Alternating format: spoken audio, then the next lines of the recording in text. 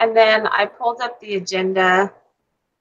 There was a lot on it to discuss. I don't know if you guys looked over it at all. I did not. But just followed. Go ahead. Oh, sorry, go ahead. I think I just lost you. I can hear you. Okay, good. Okay. Well, it just started like it just said to give a brief synopsis of the case. And so there's the marketing manager, Mr. Green, Thomas Green, who was rapidly promoted to a new position, and then he was harshly criticized by his boss. And Green and his boss disagree on work styles and market projections. And so Thomas felt like his boss overly projected the current market environment. And so it seems like they kind of try to avoid each other. At least Green tries to avoid his boss. And it's not going very well for them. So one of the questions that talks about is like, what do you see as the key issues in the case? One, I thought he was promoted probably without a lot of experience. Well, and that was one thing that Shannon McDonald said. You know, you've made it a grand case for you to receive this promotion, but that doesn't mean I don't have any reservations. There's a difference between what you were previously doing and what's required in this position. Some of that we had talked about how different positions in our lives kind of lead up to other positions and help us to grow into those additional positions that come in our lives. I think maybe he skipped a couple of steps, which would have helped him with his interpersonal relationships with a direct supervisor that has different expectations, if you will, for the job. I think there's a lack of communication, and I even think a lack of respect on Thomas's part towards Frank. So it talks about describing Frank Davis. What does he value and what's his end goal he was after? And when I read his bio email or his synopsis of their review, I didn't feel like what he brought up was really out of line in that kind of a position. I'm like, I think it's just respectful to have your calendar up to date if people need to, when you're in a company like that, if you're traveling a lot and people need to get a hold of you. Or he was kind of like, I don't know why I have to keep my calendar up to date. I was like, I didn't think that wasn't an unreasonable request from the boss. I would agree with you. And I didn't even feel like Frank's email to Shannon was overly negative, at least his first one. Here are my concerns. Here's what we discussed. He even said that Thomas seemed to accept my criticisms in a thoughtful manner. I think if you read it with a tone, I mean, you could always go, Thomas seemed to accept my criticisms. And then they set some plans in motion, things that he would do. I didn't think the update was inappropriate. I think Thomas, as some people say, has a bit of a chip on his shoulder and is feeling a bit of paranoia, possibly because he's fearful that he's going to lose his job, and then because he's so focused on that, he's not getting his job done. Well, and the one thing that I didn't like, and you had brought that word up, was where Mr. Green or Frank Davis said he accepted my criticism.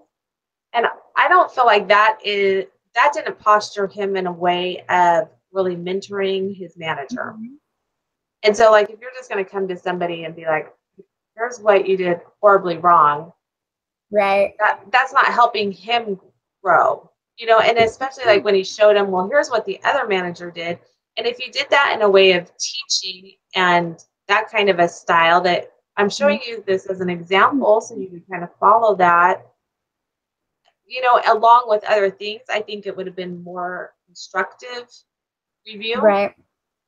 But then so I felt like he went there, I'm just going to tell him everything he did wrong and he better fix it. That's the one area. I didn't think what he said was unreasonable, but I think the way he probably approached it was. Well, and if you take a look at our last case study, which I probably should have focused on a little bit in this one, there's ways to present your concerns, as was discussed in the last case study.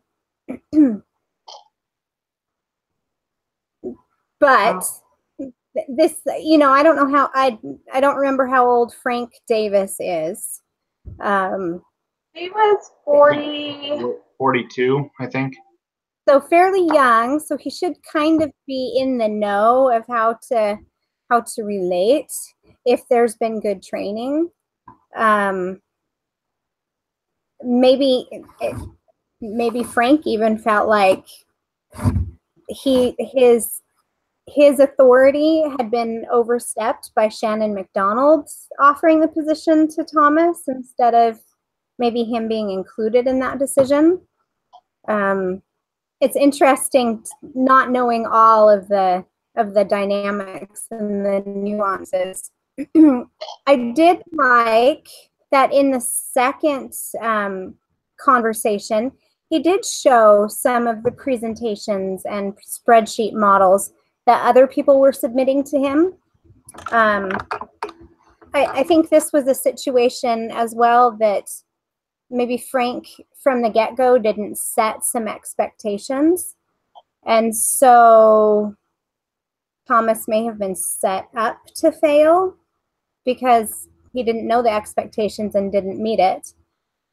But then I'd also say Thomas didn't help himself by negatively talking about Frank with whomever. Not to say that got back to Frank, but there's the potential that it got back to Frank. Yeah, he was kind of immature in his office protocols or whatever you want to call it. Ammon, what did you kind of figure out what the goals or the end goal was for each of those men? Well, so just kind of listening to what you guys were saying, I was just kind of trying to soak it up a little bit because I agree, but I disagree at the same time. And it's good to disagree because then it provides good conversation. But I agree with a number of things you were saying. I think Thomas reacted immaturely in the way that he responded to the criticisms that he received from a peer who was aware of his youth as far as being in a senior level position but having little experience. But something that you said that resonated with me was that I don't think expectations were met. I think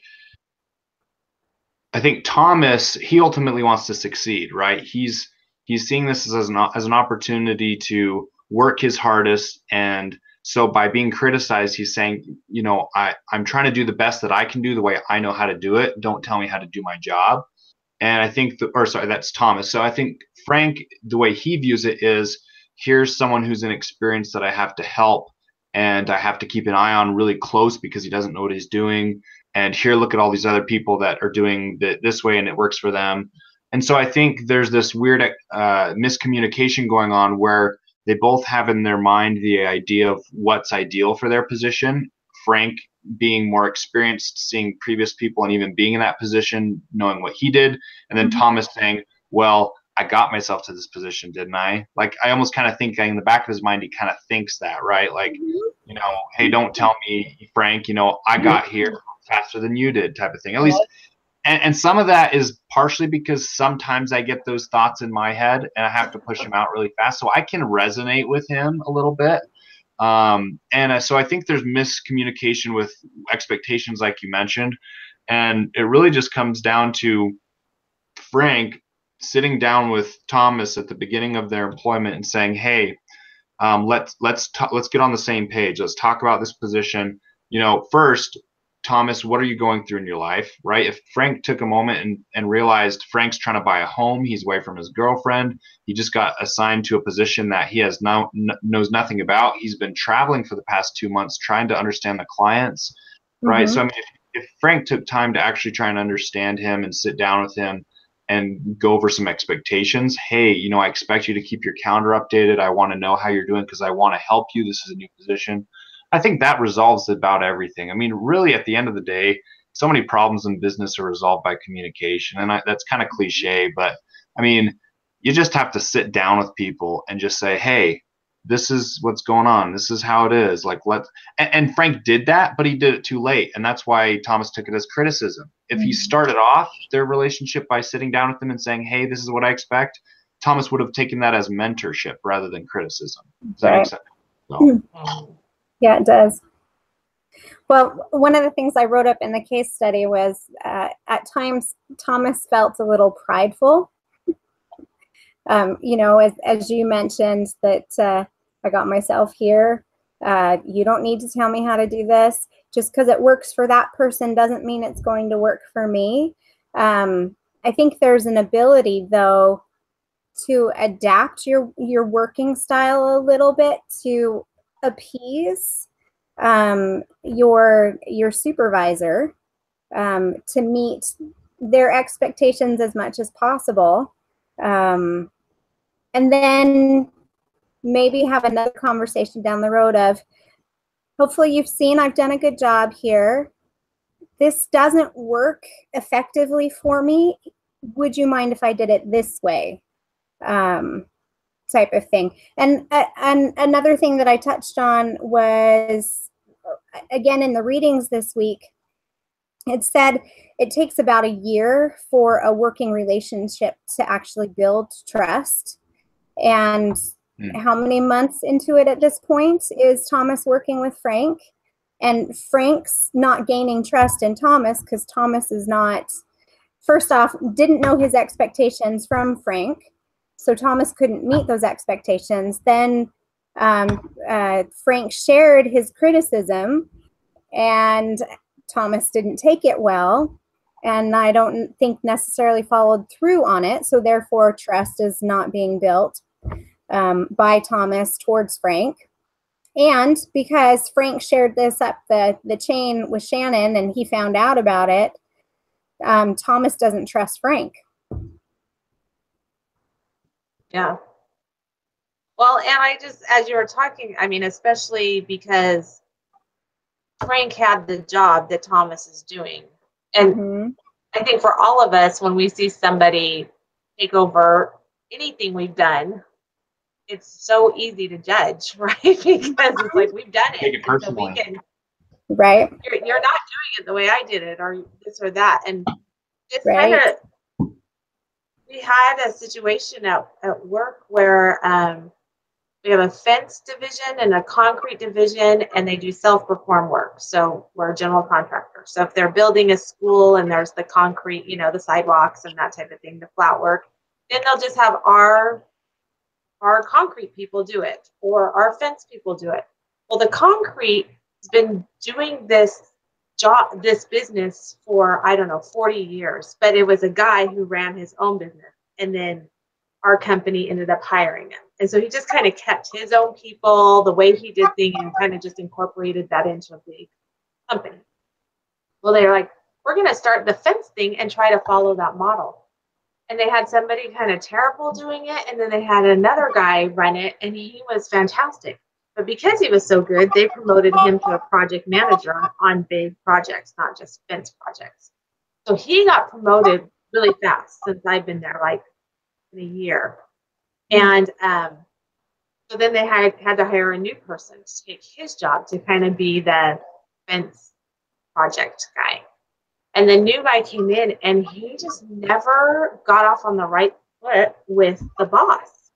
And you could just tell there was always just this little contention. And I would try to work with him and help him, and he's just like, yeah, you know, this guy just doesn't, like, he's expecting me to do this like they do the concrete, and I can't do it like that. And I just thought, this is like that.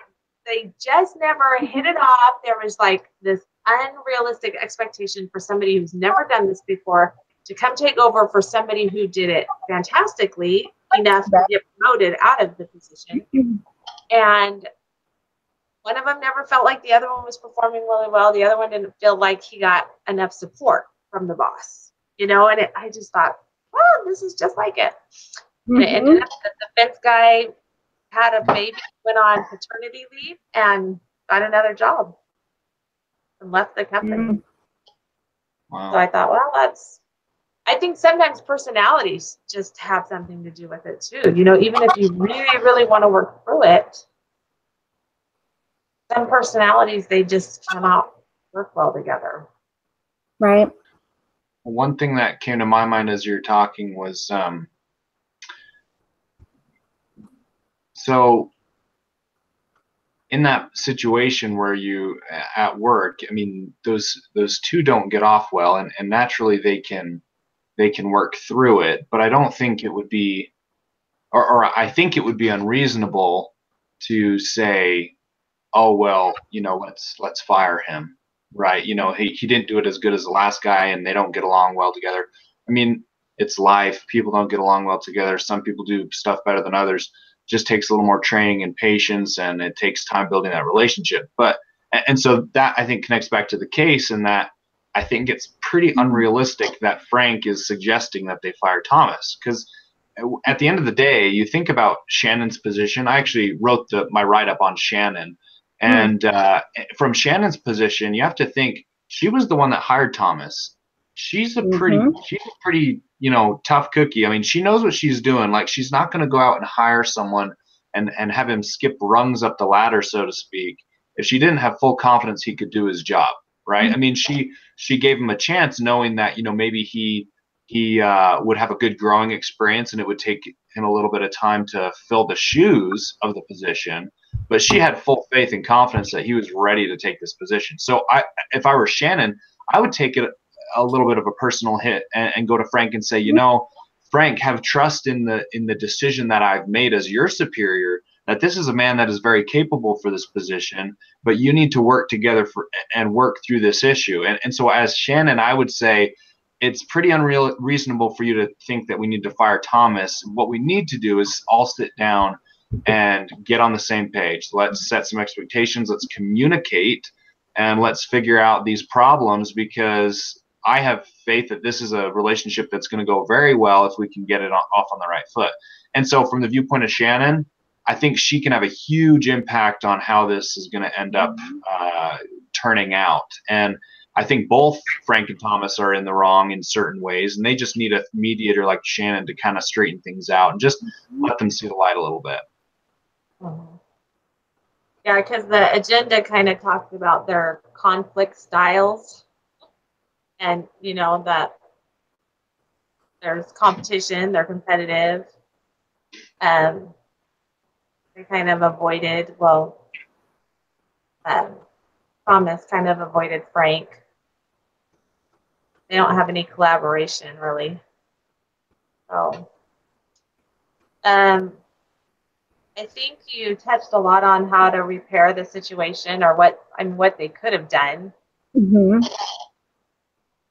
I was looking at anything else they said. I even thought if he did, you know, too bad Frank didn't offer one of the other. It seemed like they had several positions on that rung of the ladder, laterally in the company, where they didn't set something up to where another person in that position could help them a little bit. I mean, he showed them examples, but it seemed like they worked with their counterparts to strategize and get ideas. Have a mentor, yeah. Yeah, one of the things I touched on in my write-up was I feel like Thomas could have even utilized Shannon as a mentor, even prior to, either prior to the first meeting with Frank, or definitely after the first meeting with Frank, to, you know, get some guidance. She had vocalized some concerns when she hired him. He's probably, you know, wanting to prove himself without her help, but sometimes we need a little bit of help. My best girlfriend, she was a director of a call center for years.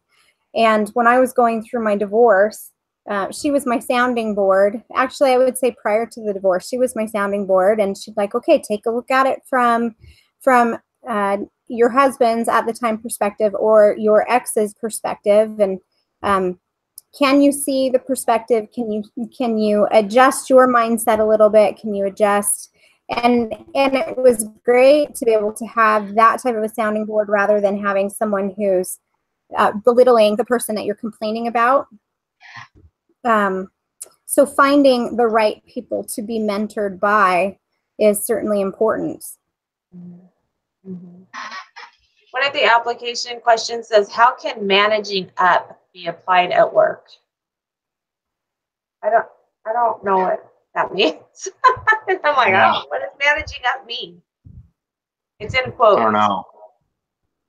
Managing up. Was it mentioned in the reading at all? That term? I'm not remembering it, and that's why I'm like, well, usually you could try to find, like, this would be an intuitive, like, managing up thing, but does it mean you are,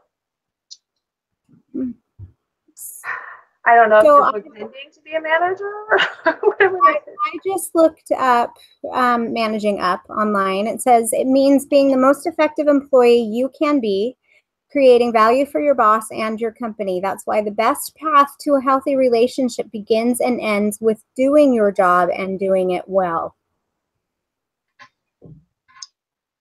So what was the question again? How can managing up be applied at work? Well, I mean, that just do your best job. Do your best job. I mean, well, and if sorry, go ahead. Well, I mean, in regards to the case study, I really do think Thomas is trying to do his best job. Like, I don't doubt his work ethic. I mean, again, the reason he got himself to his position was his work ethic, his ability to do an amazing job. So, and one thing I was impressed with that they mentioned was one of the first things he did is he went out to the clients. He traveled all over the United States, face-to-face communication. You know, when a lot of the issues Frank had with him was that he wasn't writing proposals, he wasn't documenting ideas. And then Thomas's kind of retort to that was, yeah, but I'm meeting the people. You know, I'm talking to the people. I need to sit down and be face to face and propose my ideas through conversation. So he had a different way of doing things and being successful at doing it. But Frank was not happy with that. And so I think he's still doing his best, though. There was one part in the write-up, though, that says, however, the clients are starting to ask me for hard data to back up his claims of cost savings. They're also requiring memos and presentations to bring to their superiors that justify the expenditure. And it goes on, Thomas doesn't really work that way. And so, yeah, you know, there's aspects of his job that absolutely he's great at. And I don't disagree with you that he doesn't have a fantastic work ethic. It's meeting, you know, all these other various parts of his position that are different than what he had been doing before and has brought to this job, and learning how to deal with those additional responsibilities. And I think that's where a lot of people think, oh, I want to be a manager because I can tell people what to do. And actually, being a manager, you are just sucked into paperwork and reports and that type of thing. And it takes a really good manager to be able to balance all of the administrative items they have to do, along with mentoring and really managing the people that are underneath them. You know, that's a challenge. it just says, how do office politics come into play in many organizations? And then how can someone be proactive in managing office politics? I think there's some offices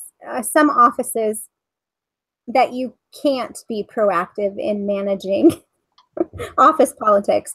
For example, when I worked at the oil and gas service company, there were these three gals that they were basically the clique, and they were it. And if you didn't somehow get in with them, you'd hear about how they'd bad talk you or whatnot, for nothing, like for no reason. So I think there's some offices that it's not possible to wade through the office politics. However, certainly I've had other experiences that have been vastly different than that, where from top down, everyone is welcoming and striving to help you be the best that you can be. And hopefully you're reciprocating that you're wanting to help them be the best that they can be.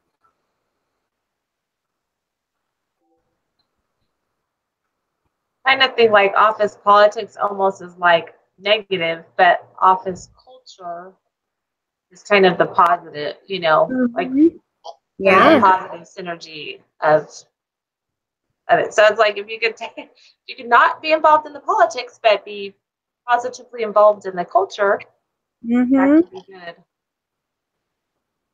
Let's see. They said any gospel connections that are pertinent in this?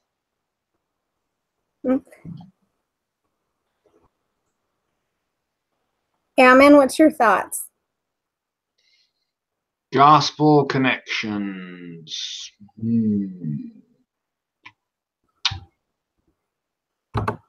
Let me think about that for a minute. I kind of thought about like calling, you know, that. Oh, yeah. That's a good point. I mean, any type of leadership position in the church, I guess, applies to this situation. I was thinking of like principles, not necessarily like structure, but in a principle sense. I think in business, you have to have a core set of principles that you live your life by in order to be successful. And I think the gospel applies to that in this way. So not necessarily thinking like manager and callings, but like more on principles. Like in order to be a good manager, even if you don't have the gospel in your life, you have to govern yourself by a certain amount of principle, and people have to know those principles and values, right? For Frank, his principles and values are, structure, organization, even communication. I mean, he expects a certain amount of communication. He himself didn't communicate that effectively, but he wants to know how people are doing. He wants paperwork, right? He's got certain values of that kind of drive his decisions. And so I think in a gospel sense, when we are looking at our lives in our company or in our businesses and our work, we have to evaluate how we're applying those values in the workplace. So, are we ourselves in the workplace, the same ourselves that we are at home, the same ourselves that we are when I'm on the basketball court, or, I think about that, and, if we're inconsistent in different parts of our life, then we have to ask ourselves why, right? Because if the gospel is supposed to be our center, our common thread, the center of our spirits, then it should motivate every action we do in every setting. And so in work, we should be acting the same way we would in similar situations. I mean, obviously there's different actions, different situations, but my point is the same, that they should be driven by principle. And I think that's kind of the core of this situation. Totally.